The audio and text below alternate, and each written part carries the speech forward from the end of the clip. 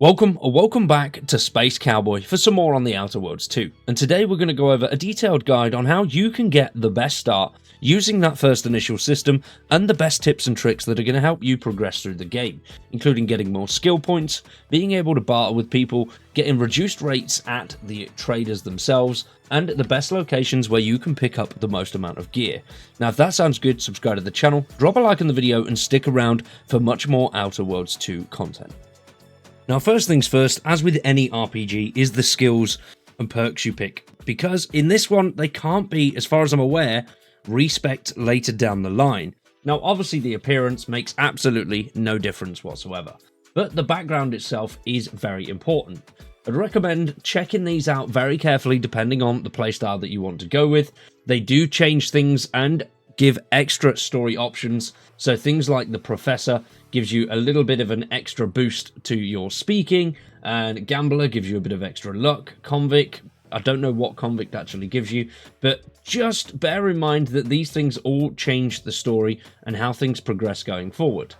And then with your traits, these are also important. It's up to you which ones you want to go with depending on your playstyle. Lucky is always a good one to go with. And then when it comes to skills, these are very, very important, especially early on. You can select 2 to specialize in, and I would recommend engineering, hack, or lockpick. One of those 3 are some of the best ones because they will get you into areas earlier than what you normally would be able to. Obviously you can add skill points to these as you progress through the game, but those 3, especially in that first region, are going to be very important because they allow you to get into special areas, to get better weapons, to get better gear, and to get more items to sell to the vendors.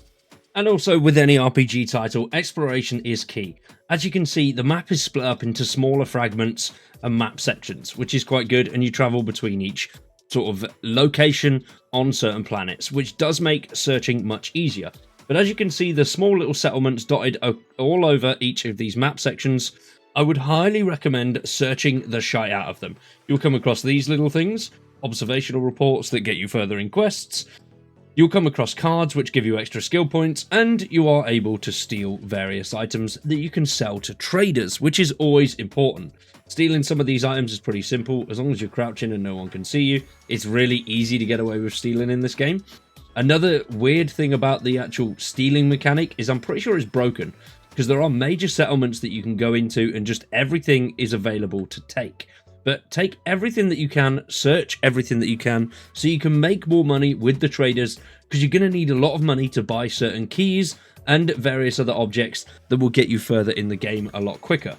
Now on your travels you'll come across tons and tons of computers.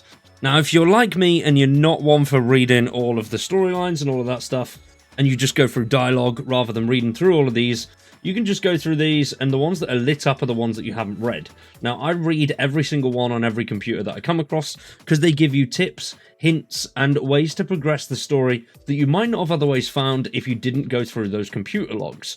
Now, some of them are really, really bloody long. So, like I said, you can just literally jump on and just click on through them, and it will still register in your inventory that you've read a piece or a note that you may need for something later down the line. And that comes up a lot in dialogue choices. So it's highly worthy of just reading through as many of those and as many notes as you can find dotted around the world. Another great reason to explore and pick up everything is because every town you will come across something like this, a shop or a trader, or these here, the vendors. Now I'd highly recommend getting stuff from these as much as you can, because they do offer some really good things and you can sell everything to them. Things like the biomass grenades and the recipes, buy them as soon as you can. Same with mag picks and bypass shunts. A lot of these things you are going to need, especially if you have invested in those skills of hack and lockpick. But things like the bypass shunts will get you into computers. Mag picks are something you use with lockpicks, which are really, really hard to find. So I'd recommend buying as much of this stuff as you possibly can, and then selling all of your crap back to the traders. There's a lot of crap, blueprints go for a lot, but money is really easy to make because the traders have an unlimited amount of cash. So you can just sell them absolutely everything.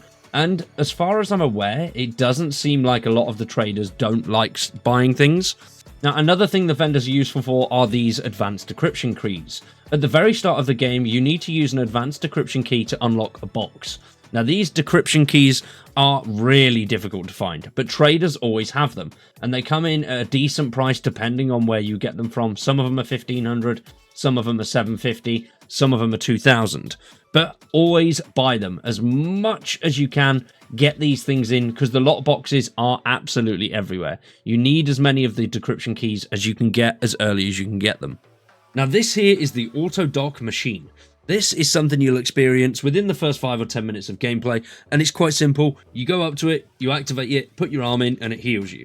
Now, if you've got full health, still use this every single time, because it gives you extra inhaler injections. So always use this as much as you possibly can. Now, with your inhaler, make sure you're using this correctly. Try and keep the toxicity as low as possible. So as you can see, mine is 112. So when I use this, if I use it twice, that'll put me in a toxic state, and then I won't be able to use it again. So if you try and use the mods that keep your toxicity as low as possible, whilst obviously gaining as much health as you possibly can, especially if you need to heal a lot in a fight, because you obviously can't use any food items whilst in combat, which is a shame, but I suppose that keeps the combat a little bit more tricky. Now, when it comes to combat, relatively easy. As you can see, you've got the usual skull mark, which indicates that somebody is about to blow your ship out of the water. But even high-level enemies with a decent amount of gear and prep are relatively easy to take down. Combat it's fun, it's fluid. There's a vast array of weapons and resources that you can use to advance it. As you can see, you've got the staff, the weapons, the pistols, you've got plasma weapons. There's loads and loads of melee weapons as well, if that is your playstyle. Obviously, all depends on the playstyle. But for the most part, enemies in the game are pretty stupid. What they try and do is overwhelm you with brute force. There's no real tactic to it. As long as you've got your teammates with you, it's pretty easy to deal with a lot of enemies, even if they are higher level. Just means retreating back a little bit and taking them on from a different angle. But overall, it's pretty easy. And unfortunately, it does feel a little bit dull.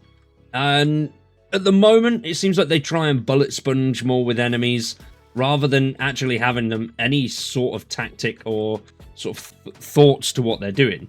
They just sort of go in gun-ho and just shoot the shit out of you. Obviously, using time dilation, grenades, all of those things enhances your combat abilities. I'm not too far through the combat trees at the moment, but from what I've seen so far, it's okay, it's enjoyable. It's not the best, it doesn't feel too rewarding.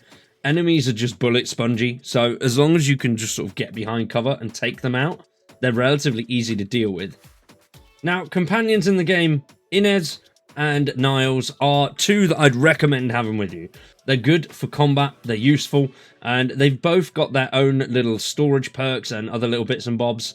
Niles is someone that I will have with me the whole game, because you can use him as a sort of roaming crafting bench, which now allows you to craft any resources that you would be able to at a normal crafting bench, just on the go, so you don't have to wait around for one.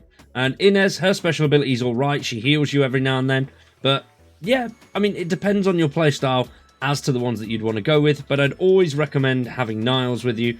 Just having him and his crafting bench is really, really useful. Now, another important thing to bear in mind with combat is your damage type. Certain damage types do better against certain enemies. So there are 5 primary elemental damage types: Plasma, Corrosion, Shock, Frost, and N-Ray.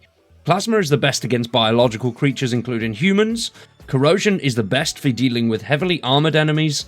Shock damage is the best against robots and shield enemies, and frost damage is good for slowing and freezing fast-moving and aggressive swarms, and then N-Ray type damage is the best against groups of enemies. It causes chain damage that spreads between nearby targets, and then cold damage is highly effective against Mintosaurus, Raptidons, and mechanical enemies. Now, cold damage isn't something that's particularly comes across very often. Obviously, frost damage counts slightly towards cold, but highly recommend using the right weaponry and right ammunition against the right enemies.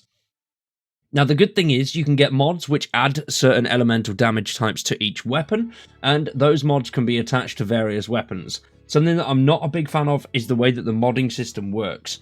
For weaponry, you need certain types of mods to match the weaponry. For armor, mods can go on pretty much any piece of armor as long as there is a mod slot there. Now, mods are very useful. Make sure you use them on your inhaler and your character yourself as and when you get them. As mentioned, when you are at traders, if you can buy the blueprints, buy as many as you can as early as you can, because that will enable you to take on higher level enemies a lot earlier with the right damage types, and it just makes the fight a little bit more peaceful.